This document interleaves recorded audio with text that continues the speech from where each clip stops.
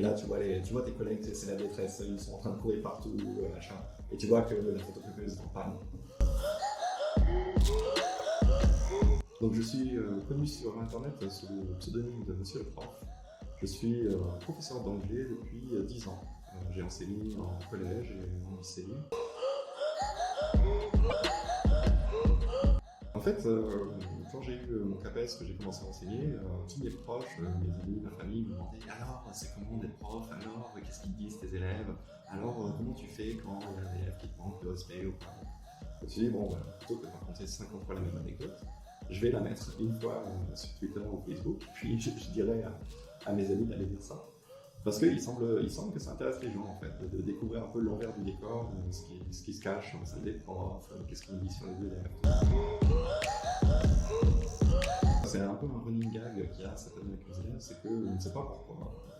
Je leur ai dit à la fin du cours qu'il fallait qu'ils rangent vite leurs affaires parce que j'avais adopté un petit chat. Et depuis, le petit chat est devenu le personnage principal de mes cours. À chaque leçon, il me demande des nouvelles du chat, comment il va, comment il s'appelle, s'il m'embête pas trop, etc. Et je sais très bien qu'ils font ça pour gratter des minutes de cours en moins. Voilà, j'ai été élève, je sais ce que c'est. Mais d'un autre côté, j'ai trop envie de leur parler de mon chat aussi, quoi. Le matin, tu arrives au collège ou au lycée, et là tu vois tes collègues, c'est la détresse, ils sont en train de courir partout, machin. Et tu vois que la photocopieuse est en panne. Et la photocopieuse en panne, c'est un petit caillou dans le mécanisme d'une journée et ça fout tout en l'air. Parce que si tu n'as pas tes photocopies, tu ne peux pas faire le cours que tu avais prévu. Si tu ne fais pas le cours que tu avais prévu, tu fais quoi? Parce que tu ne vas pas inventer un cours en 5 minutes, mais pourtant c'est ce que tu dois faire. Et donc tu improvises totalement, tu n'as pas tes fiches, tu fais quelque chose de nouveau, tu fais des exercices en groupe. En gros, tu essayes de gagner du temps avec les élèves pour durer toute l'heure sur tes documents. Et généralement, à la fin du cours, les élèves sont au taquet, ils ont passé la meilleure heure de leur année scolaire. Et tu te dis, mais pourquoi je prépare mon temps de pourquoi je n'improvise pas à chaque fois?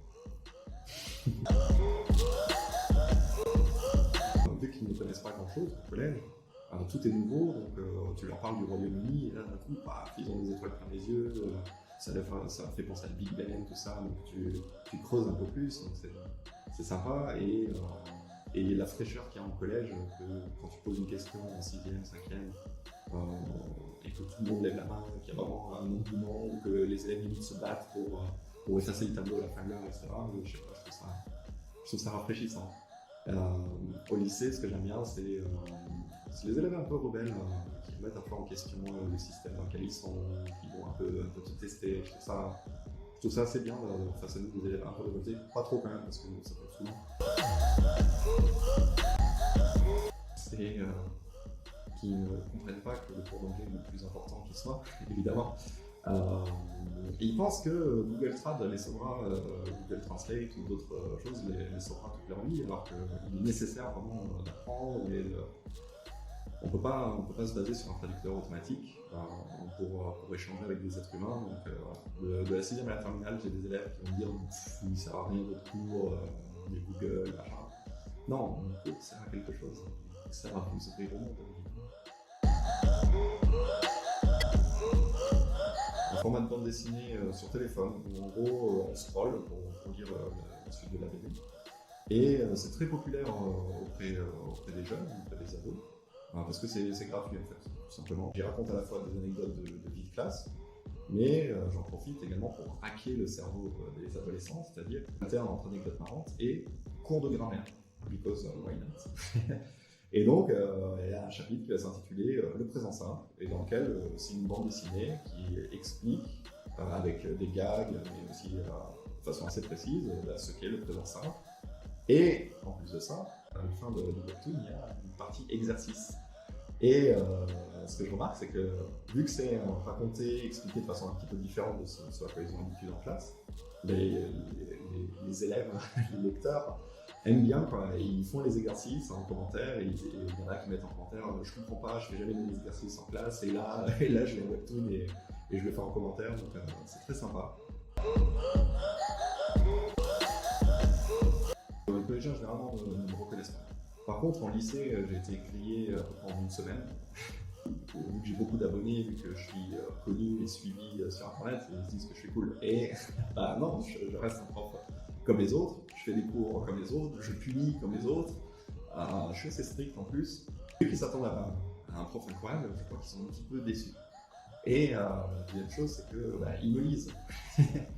Et donc, ils se reconnaissent parfois, ils me disent Monsieur, là, cette anecdote que vous avez racontée, c'était nous, non? Moi, je suis passionné d'anglais, passionné vraiment d'éducation, du rapport aux élèves, donc je suis ravi de pouvoir partager ça sur des plateformes. Et ce que j'aime beaucoup aussi, notamment sur Facebook, c'est que ma page est devenue une sorte d'espace de discussion entre collègues. C'est un métier en fait où on peut très vite se sentir isolé, parce qu'on est seul face à sa classe, et on ne sait pas ce qui se passe dans les cours des autres. Et là, du coup, que chacun puisse raconter comment ça se passe, on se sent moins seul, on se sent un peu écouté, on se sent compris. C'est plutôt positif.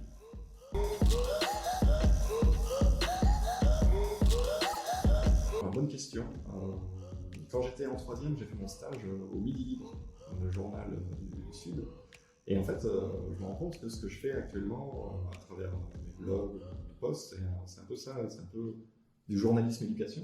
Je retranscris ce qui se déroule dans les salles de classe, je parle des réformes, j'explique un peu ce qui se passe, et j'aime beaucoup ça en fait, d'expliquer, de montrer l'envers du décor. Donc j'aimerais bien faire ça, j'aurais bien aimé faire ça dans plein de domaines. Là je le fais dans l'éducation parce que c'est là que je travaille, mais je pense que le métier de journaliste permet de décortiquer un peu les secrets, les coulisses de plein de milieux différents, et ça peut être